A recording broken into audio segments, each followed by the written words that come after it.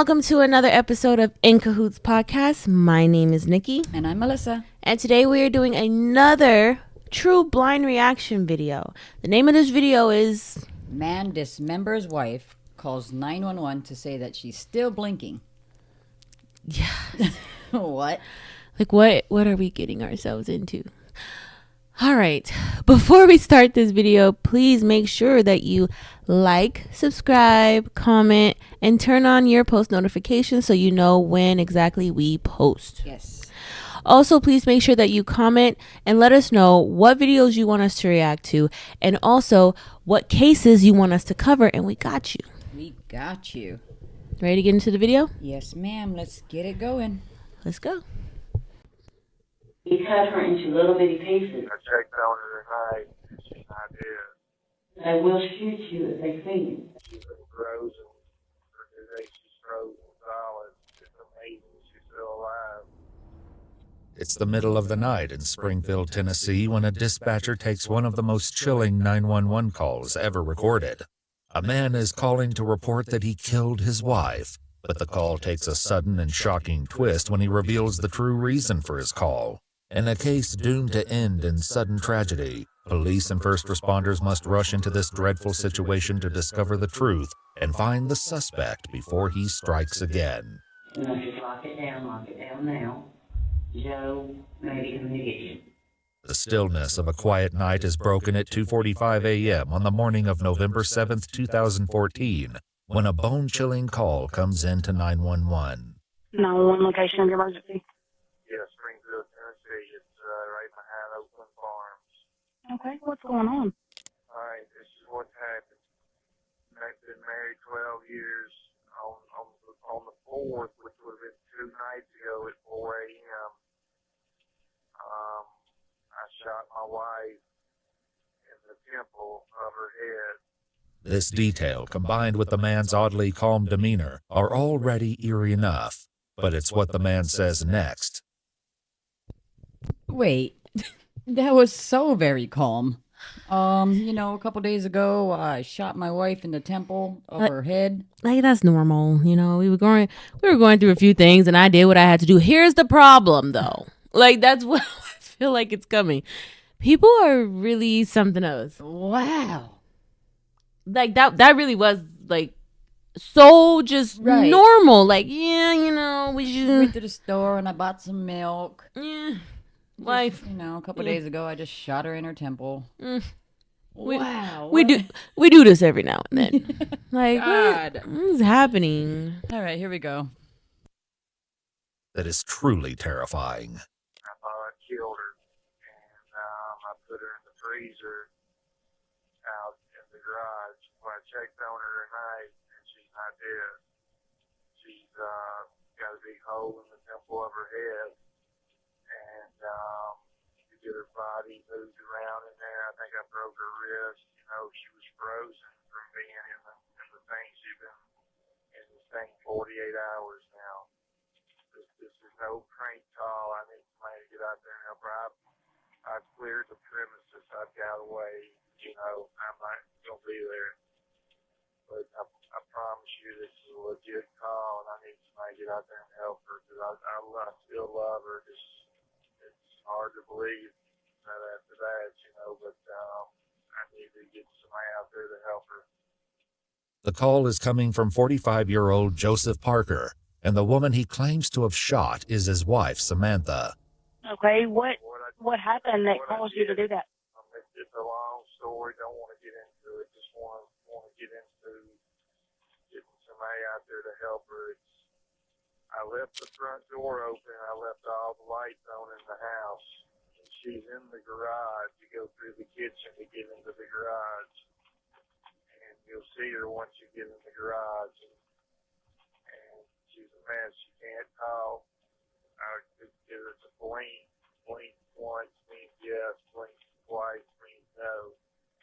These horrifying specifics are almost too ghastly to believe, especially for those who know the Parkers, like their friend Barbara, who was over at the house the previous afternoon to borrow a tea pitcher. In her statement to the police, Barbara shared, Barbara came for the tea thing and she was already dead. Yeah. Because she'd been dead for 2 days. She just came the night before. But the blink once, if you're okay, blink twice if you're not, it's Or yes crazy. and no. That is nuts. Oh my goodness. Appears that Joseph told her that his wife was sick with a migraine. Barbara said that she'd looked in the bedroom to find Samantha lying on the bed, facing the wall and covered in a blanket. Barbara further tells the police that she seemed to be asleep. I thought she'd been dead 2 days. When I checked on her, she was still alive. She's been frozen. For 2 days, she's frozen solid. It's amazing she's still alive. I shot her with a 38 caliber handgun. And there's a big hole in the temple of her head. I didn't see an exit wound. And how long ago did you leave there? An hour ago. And that's the last time you saw her? Yes, that's the last time I saw her. And she was still in the garage? Yes, she's still in the garage. I made her as comfortable as I could make her. Tried to drink a little water. You know, she couldn't talk. Couldn't move her jaw. She's in bad shape. Really need to get somebody out there to help her. It's crucial for the dispatcher to get as much information as possible from Joseph, but he makes it clear that there are some things he's not willing to share. Okay, what is your name? My name is Joe. I'll just leave it at that. Don't want to get arrested tonight and all that. We don't have a history of domestic disputes. You know, we've never had to call the police or nothing. We just had a real bad night a couple of nights ago and got myself in trouble. So, anyway, we really need somebody to get out there and help her. While Joseph doesn't want to give away his location, police will soon learn that his background is relatively clean. The only blemish to his record is a drug possession arrest from 1987, when he would have only been 20 years old. I love her. I still love her. I've loved her every day I've been married to her. She's had a rough stretch here. To that end, it will soon come to light that But you Joseph shot her recently in the lost head. his job as a car salesman at Rivergate Toyota in Metro Nashville. Joseph's former co-workers would later recall in exclusive interviews with Iwu how he changed in the last months of his employment. He was really quiet. He was kind of weird. He was a salesperson, so he did talk to people. We knew something was going on with him, but it was unusual behavior, but it just grew over time. I think he had a lot of money stress on him. He'd gotten behind on their mortgage. So I think he had a lot of weight on his shoulders that was getting to him. Indeed, Joseph's stepdaughter would later say that the home was in foreclosure. Could these economic pressures have led to an explosion of violence? Anyway, checked on her and she's still alive. Now I want to get her somebody to help her that knows what they're doing. And I got to stay out of trouble too. So, Okay, we'll send somebody out there. what was your first name? I'm not going to give you my name, sir.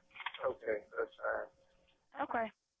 Joseph's call to 911 is over. What do you and want he's that left for? more than enough Joe? details for police to investigate. Right. They'll find, however, that he didn't tell them everything. And there's more to this grotesque story than anyone could have imagined. Police arrive at the house at 2:45 in the morning, and as they peer through the garage windows, they have the first confirmation of Joseph's grisly details when they see red hair peeking out from blankets and protruding from the top of a freezer. Even before they make an entry, a be on the lookout report goes out to the Metro Nashville area for Joseph Parker, said to be driving a white Toyota Camry. The idea that Joseph could be anywhere is unnerving, even for his sister Patty, who later talks to an investigator. I refuse to leave the house. I know Joe's going to call me. I feel like he's been outside our house that night. My husband saw a white car, a strange car in our driveway. We're not in the kind of neighborhood that you just pull up in. Is Joseph merely planning to make a clean getaway, or does he have more nefarious intentions in mind? At 3:23 a.m., police enter the house to find it clean and spotless. There's no trash anywhere, and every trash can has been emptied. It strikes officers as a clear attempt to destroy evidence. But there are other odd discoveries in store that don't seem to be directly related to a crime. Have y'all known that he's OCD? Not that bad. Hit over 1,000 chapsticks. Yeah. But it's in the garage that the police learn the disturbing truth behind Joseph's 911 call. They find Samantha Parker frozen to the touch inside the freezer with a gunshot wound to the left side of her head. She is completely unresponsive, which is a stark contrast to the way Joseph described the situation to 911. Can't talk. I just give us a blink. Blink once means yes, blink twice means no. I don't know if it's just me, but he gave her a blanket and put her in the freezer. Okay, No, I don't think. Okay. He She wanted, ain't alive. She hasn't been alive. He wanted to keep her warm. But something's going on in his brain because she's frozen solid to the touch. But you talking about she blinking yes and blinking no. He's probably just seeing it on his head. But can you imagine if we press play and the cops see her blink? Shut up. Can you imagine? I better not see no blink, or he better not see no blink. Oh my god. Yeah, she's not alive, and she hasn't been alive. What if she blinks? Okay, here we go. The police search the residence for signs of blood, but find nothing other than possible small blood stains on the floor and carpet. That is, until they reach the bedroom and find a large blood stain on the mattress. Strangely enough, the pillows and sheets are completely clean. Okay, you were shot in the bed, in the head. I don't know where she was shot. They took half the bed. We took out, we didn't take half the bed. The mattress. We took out a piece of mattress about like this right here. That's the Okay. blood. That was the Where- blood. No bullet hole. Not in the head. No bullet hole in the mattress anywhere. The police are a long way from determining what exactly happened between the Parkers at this residence, but soon, new clues come in regarding Joseph's whereabouts. Investigators ping Joseph's cell phone only 12 miles from his residence near the interstate. At 3:42 a.m., dispatch calls Joseph back, and he tells them he's going to Chattanooga to visit some friends. The bolo is updated with the new information. If Joseph has more scores to settle, it's vital that police catch up to him as quickly as possible. Meanwhile, at the house, police realize that Joseph wasn't finished with Samantha after shooting her. Now, here's what I've heard. I've been told she's been tossed into little bitty pieces. Did he cut off? I need to know. Did he cut her into little bitty pieces? He did not cut her into little bitty pieces. What, was her head still on her body? Oh, yeah. Were her arms and legs? Her arms were still attached. Her legs had had some work done to them. Okay, was it an anger work or I've got to get her in the freezer work? I know it was like both, but I don't know if I asked that right. Yeah, I don't know. What kind of questions are these? This is his sister, right? Yes. What kind of questions are these? Oh, it says Joseph's sister on the damn. Yeah, no, so he apparently had talked to her because he told her that he cut off her hands and her feet and... But why are these little details so Right, important to her? I need to know. Wow. Was her head still on her body? Well, but I can answer that. You're asking me what he was feeling when he cut her up. I don't know. Was it a rage of anger? Did he cut her legs into little bitty pieces or cut? No. So she was not sliced up bit by bit. It was one. Why? She might be in 5 pieces. Okay, that's what I mean. Legs, but her hands is what I could tell. Now she's folded up in there, so it's kind of hard to see. Okay, But thank you. I think maybe 2 cuts to each leg, or 2 cuts to one leg and 1 cut to the other. Okay. Police may not know all there is to know about what happened here, but they know enough to realize they're dealing with a violent and severely disturbed fugitive. Unfortunately, even with his name added to the Tennessee Top 10 Most Wanted list, Joseph proves to be elusive. It's only in hindsight that police learn that he checked into a hotel in Goodlettsville for a few hours. But it's when Patty gets a phone call that this domestic homicide threatens to grow into something far more tragic. So then I called Rivergate Toyota and asked for Troy, who I know very well, or have known over the years through Joe. You know, if you lock it down now. Joe may be coming to get you. Did Joe ever say anything to you to make you think that? Somewhere in the morning, I got a phone call saying that Joe was going to Rivergate Toyota to take out Troy. I was medicated, prescription. Yeah. Like, So you don't recall him told you that? for some reason, no, I don't. But to backtrack on that, UPS shootings a month ago. My best friend runs UPS in Birmingham, and the guy that killed those people had just been fired, and he was after her. Yeah. And so in my head, I was thinking, Joe can't hurt anybody else, and I was actually trying to help those people. Okay. Joseph's former co-workers at Rivergate Toyota would later recall the horror of that day. Someone I believe it was somebody on his side of the family told to warn us he was headed that way. I was scared. I was in fear. I really was. I was worried that he might be parked his car down the road and walked back up to the lot. And there was little sheds and buildings of all kinds at the old dealership. He could have got in and hid. Or he'd have pulled in on the lot. Everybody knew Joe. They didn't hate Joe. He could have easily pulled on the lot, got out, and just went bam, bam, bam. You know, we wouldn't have even questioned why he was there. We thought he'd just come to visit. The Metro Nashville police send units to guard Rivergate Toyota, but there's no way to know for sure what Joseph plans to do next. The guy that got the phone call said that he said this all started when I lost my job there. So he was going to come and take care of the person that fired him for one, and the rest of us. And we're like, we didn't have anything to do with it, but okay. And then we weren't sure who all he was going to be aiming for. Well, we had two entrances to this dealership, and what they did was lock the back gate so that only made one entrance in and out. And we had police undercover sitting back there in their cars watching people come on the lot. They were doing the best that they could. We had people set up across the street videoing. But despite the rumors, Joseph never shows up at his old workplace. It remains a case full of unknowns. And the biggest question of all is what might have driven Joseph to kill his wife in the first place. We think, here's what we pieced together as the detectives that we are. That's a joke. That he killed her sometime 10 o'clock Tuesday night and they had been fighting all day because it was Mackenzie's birthday, and Mackenzie's mother has never not called her, and there was a text sent from Sam's phone to Mackenzie, a birthday text from her mother to her only child.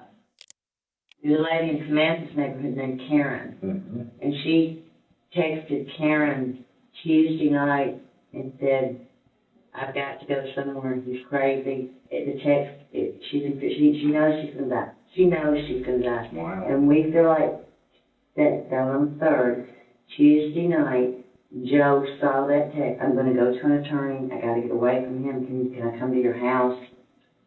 Begging. I haven't slept. I need a hot shower. Text.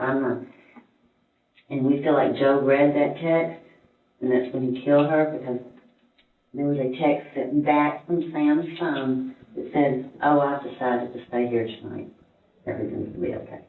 But even as both Joseph and the reasons behind his madness remain elusive, his sister learns that afternoon that the madness is not over yet.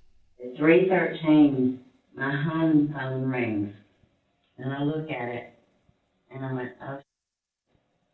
And if you've heard the 911 tape, Joe was so calm and so cool, it was extremely eerie. I picked up the phone and said, "Oh my God, Joe, are you okay?" He said, "Yeah." "What are you doing? What's going on? Whatever you're doing, I forgive you. Tell me where you are. I will have somebody come and get you. I will come and get you myself. Are you in Alabama?" He said, "Okay, I'm just driving around." I said, "Okay." I said, "Joe, what happened?" He said, "Well, I shot her in the head, but she was asleep, and she didn't feel anything. And then I tried to put her in the freezer, but her ankle, I had to cut off her ankle because she wouldn't fit in there with her ankle. And then it really made a big mess, Patty, and it took me a really long time to clean it up." But even as Joseph makes his second confession of the day, Patty notices a stark disconnect between what he's admitting to and his seeming inability to understand the full ramifications of his actions. And I said, "Joe, did you chop her up and put her in the freezer?" He said, "Now, Patty, I'm not going to tell you that." I said, "Okay. Do you have a gun?" "Yes." "Where is it?" "In my lap." "Take the gun and unload it." You're not gonna do that, not going to prison, can't do that. How is she? Joe, she's dead. Oh, they didn't get to her in time, they couldn't help her? No, Joe, she died. You cut her up and you put her in the freezer. You just told me that. So put the gun in the seat. If you're not gonna unload it, put it in the passenger seat. Okay, I'll do that for you. You swear, Joe? Yes, I swear. So is Samantha dead? Yes, Joe, she's dead. So they didn't get to her in time. No, Joe, you just told me you shot her. I just told you she's dead. At the house, the crime scene investigators remove Samantha's body from the house and deliver her to the medical examiner while still in the freezer. The autopsy report reveals that her lower leg was amputated, her right foot was cut between the toes, and she had a gunshot wound in her temple. There was another entry wound in her right arm, and police realized that this was the reason there was no bullet hole in the mattress. They theorized that she was indeed asleep, her arm tucked under her head when Joseph shot her on that fateful night. We forgive you. Pull over at a filling station, put your hands up, and go in and tell them who you are. Why? Is anybody looking for me? Yes, Joe. Those state of Tennessee, you're on the #1 list. They will shoot you if they see you. They will kill you. Well, I'm not going to prison. After those final words, the phone line goes dead. But even as law enforcement begins to converge on Joseph's position, he calls Patty back, perhaps knowing that this would be the last time he would ever get to speak to his sister. Now, he said, sorry about that, we got disconnected. I'm almost in Kentucky. I hit a rough spot. I said, so you're on your way to Kentucky? He said, yeah, I'm 10 miles from the state line. He said, no. They were on to me, there's a white Tahoe behind me. I said, Joe, I said, it's probably not a cop. Just don't speed up. And he goes, oh, it's a cop. He's been following me. I'm just doing everything I could to keep him on the line. And then in the very end, he said, I heard the sirens. Joe, pull over on the side of the road. Open the door. Hold your hands out where they can see it. Put your hands over your head. I'm crying. Joe, do this, please. Put your hands over your head. Get out of the car. They will help you. We will get you some help. I will visit you. They will help you. Whatever I can do to talk them out of this. It's been at least 12 hours since Joseph made his original 911 call, but when police catch up to him on Interstate 65 in Kentucky, he's only about 30 miles away from his house. The goal is to take him in without incident, but unfortunately, Joseph Parker has decided this is the end of the line. The details of Joseph's murder of Samantha underscore his capacity for cold ruthlessness, which means the cops must exercise the utmost caution as they approach the vehicle. But even with their careful approach and desire to... I'm surprised that they're that close knowing he has a gun. Yeah, absolutely. You know what I mean? And you can't even see in that car. Yeah. I'm very surprised that they're up on that car. Wow. Huh. Wow. This is tripping me out. I think he's going to out himself. Absolutely. I think so Yeah. too. All I'd right. be surprised if Here he we didn't. go. In this manhunt peacefully, they cannot stop the tragic, violent ending. And he said, Patty, I love you, and I'm sorry. Well, I guess it's time now. Gotta go.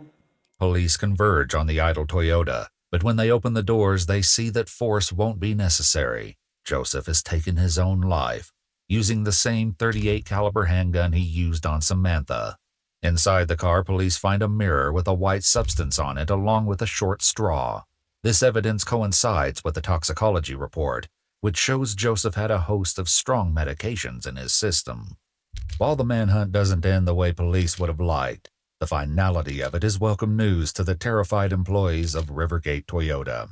Not to be cruel, but that was kind of relief. Joseph's sudden burst of murderous violence would leave a lasting impact on those who knew him. That isn't something that you just get over. You hear about it, you worked with him, and to the degree of where he went with all this was just, it scared you. It just scared you.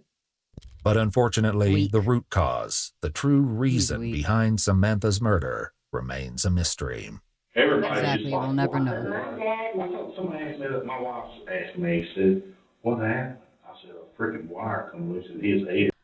All right. That was that. All right, well. Coward. Coward. I Yeah. Woo! All right. Blind reactions are hard because, like, man, Yeah, I don't know. I'm always caught so dumbfounded still that I Yes. don't even know really. My brain hurts. But I mean, honestly, I mean, I don't know what to say. I don't know what to say. What was that? I don't know. You know what I think? Mhm. He might have started doing drugs already again. Absolutely. Made him spaz out, you know. Yeah, the mirror, Drug white possession line. When he was 20 years old, he probably was stressing out, got fired from his job, decided he wanted to go do a little bit of drugs, and just spun himself out. Yeah, that makes sense. Yeah, he had it all set up right there already. I mean, I'm sorry, but that's really scary to me. Like, they were married for 12 years. Mm-hmm. You know, that 12 years is a long time. It is a long time. And you just never know who, like, isn't that scary to not really know who you're going to bed with? That the person you're going to bed with could possibly off you? Right. Like, that's crazy. Or switch up. Just, like, Right, you know just what I mean? something in their brain. Like, did you ever see any type of, like, red flags or... That is really scary to me. And yeah. And just his calmness about it. That's freaky. Oh, it was just like a every other day thing. Like, well, this is what we're doing. Yeah, so the other day and then I put her in the freezer and she's frozen solid, but she's still blinking. alive. She's blinking. No, she was definitely dead from the moment he shot her. Absolutely. He was just going crazy in his head a little bit, I think. Mm-hmm. But, I mean, I don't know. Well, there you have it. Yes. Well, that is the end of this video, this true reaction video. Don't forget, if you want us to react to other videos or cover cases, let me know. Or if there's something you want us to react to or to cover, let us know. Absolutely. We got you. Alrighty. Please make sure that you like, subscribe, comment, and share. Turn on your post notifications so that you know every single time we post and upload. Yes. And we will see you in the next video. This has been another episode of In Cahoots Podcast. I'm Nikki. Melissa. Peace.